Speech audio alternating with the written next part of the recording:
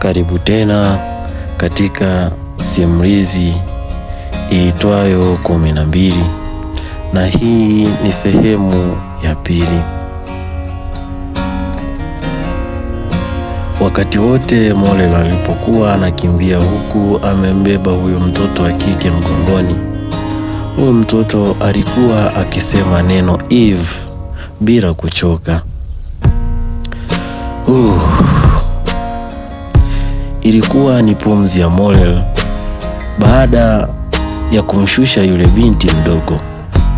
Wazazi wa Morel hawakuwa na ajizi wala kinyongo.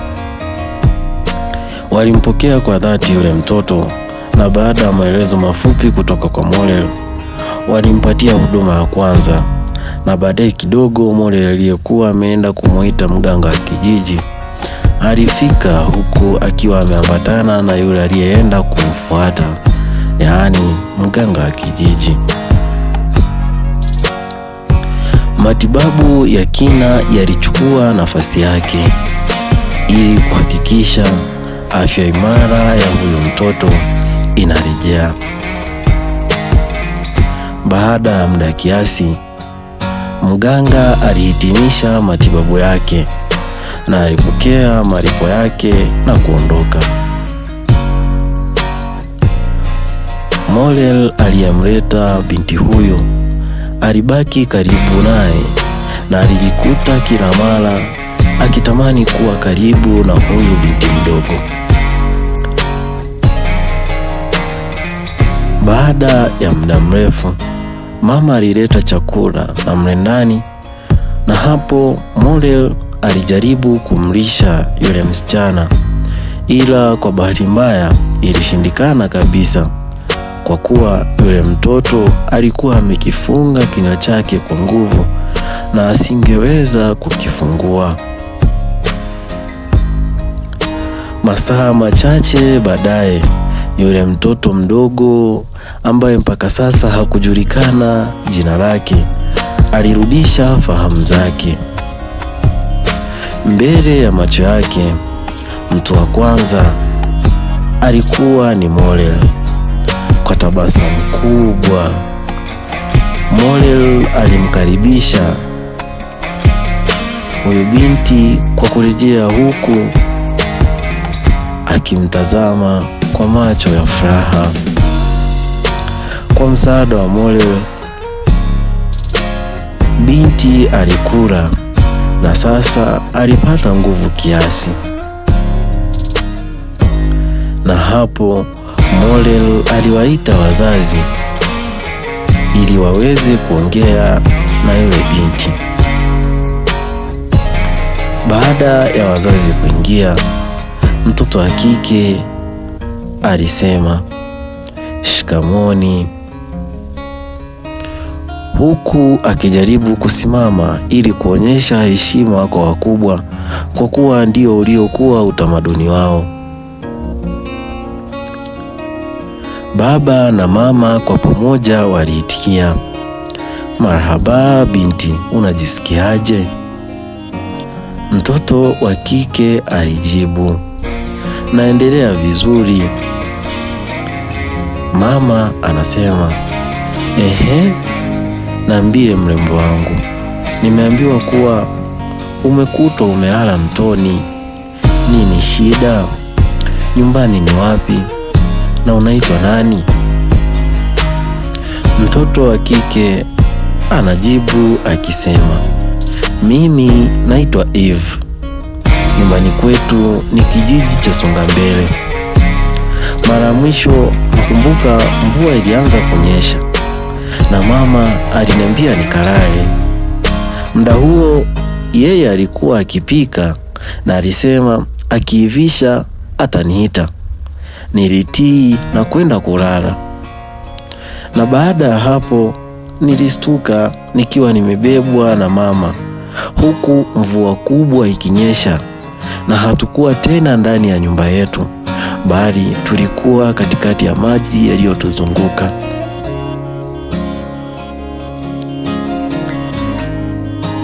Baadaye kidogo, mama alijaribu kila njia ya kujiokoa na kutoka kwenye yale maji.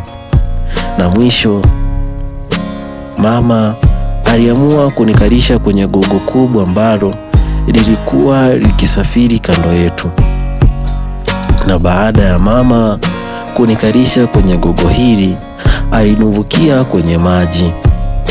Sikujua ni wapi alipoelekea, na nilijaribu kila wakati kumuita, na mwisho nilijaribu kuruka ili kuendelea kumfuata mama yangu. Na hapo niliingia kwenye maji, na baada ya muda sikujua ni nini kilichoendelea hadi nilipofika hapa nyumbani. Baba na mama wakiwa wanaendelea kumsikiliza msichana mdogo ambaye alijitambulisha kwa jina la Eve. Mara ghafla mtu mmoja ambaye ni maarufu kijijini hapo kwa ununuaji na uuzaji wa maziwa alifika pale nyumbani. Mama alienda kuongea naye, na hapo alipewa taarifa ya gharika iliyokuwa imekumba kijiji cha Songambele. Oho, mama alijisemea. Hapo mama alipata majibu na alirudi ndani na kuendelea kuongea na Eve. Na alifungua kinywa chake akimjulisha Eve kwa kusema, kwa taarifa nilionayo mwanangu, ni kuwa hakuna mtu wala mfugo uliosalimika kutokana na ile gharika iliyosababishwa na mvua kubwa.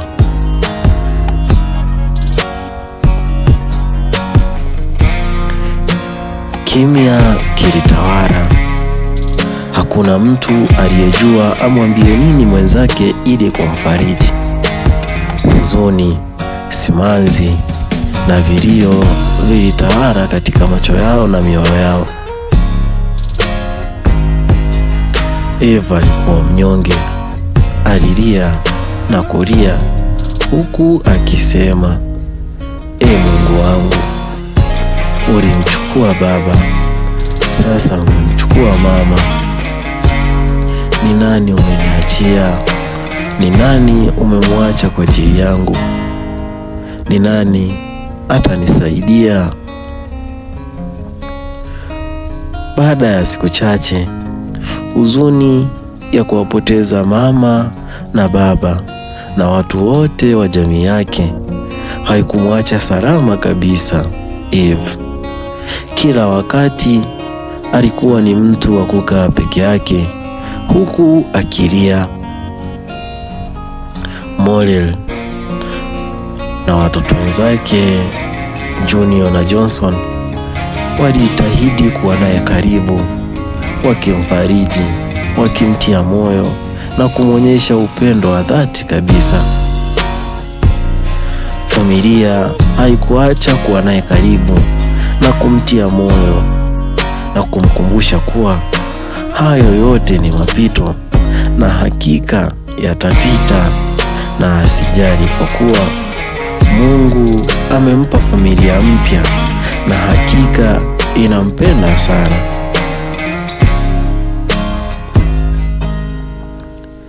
Miezi mitatu baadaye. Kombolela, kombolela, nimekukamata, we njoo huku, nimekukamata.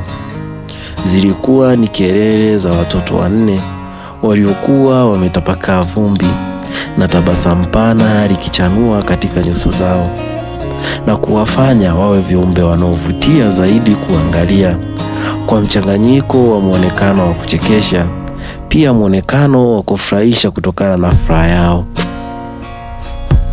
Na hapo mama hakuacha watoto wake wafurahie peke yao, naye aliingia na kuungana nao kucheza. Furaha hii ya familia iliufanya muda uone wivu na kuyaambia masaa, ewe masaa, kimbia, ili usiku uje na kuifunika furaha hii katika familia yenye utajiri wa amani na upendo usiopimika. Baada ya siku hii kupita, kesho yake asubuhi, Morel na Eve waliagizwa shambani, na kazi yao ilikuwa ni kuchimba viazi. Johnson na Junior waliagizwa kuchota maji na kufanya kazi nyingine ndogo ndogo za pale nyumbani, huku baba na mama wakiwa shambani, kwa kuwa siku hiyo ilikuwa ni siku ya mapumziko, na kwa hiyo hakuna aliyeenda shule. Walifika shambani. Eve na Morel walichimba viazi, na akiwa wanakusanya viazi hivyo, ghafla Eve alijikwaa na kudondoka chini, na kwa maumivu makali aliugulia.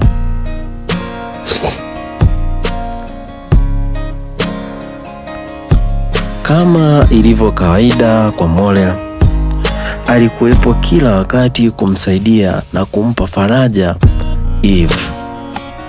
Vivyo hivyo ndivyo alivyofanya kwa mara hii tena.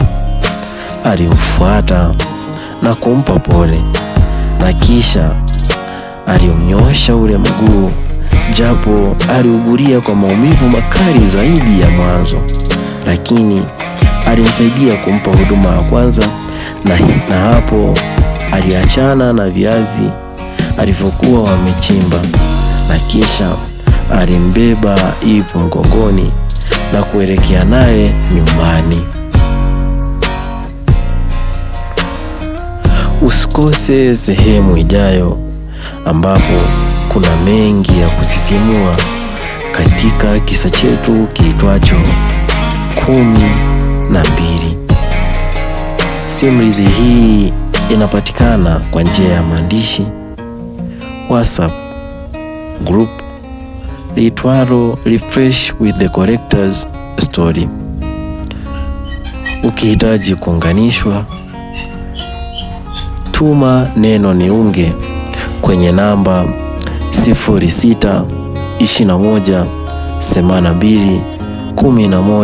0621821183 ama nifuate Instagram kwa jina la Thunderstorms Shane, TikTok kwa jina la Mr. Shane, YouTube The Correctors Story Channel, X ni Chacha Wambura, Facebook ni Thunderstorm Shane, na WhatsApp namba kama nilivyokutajia ni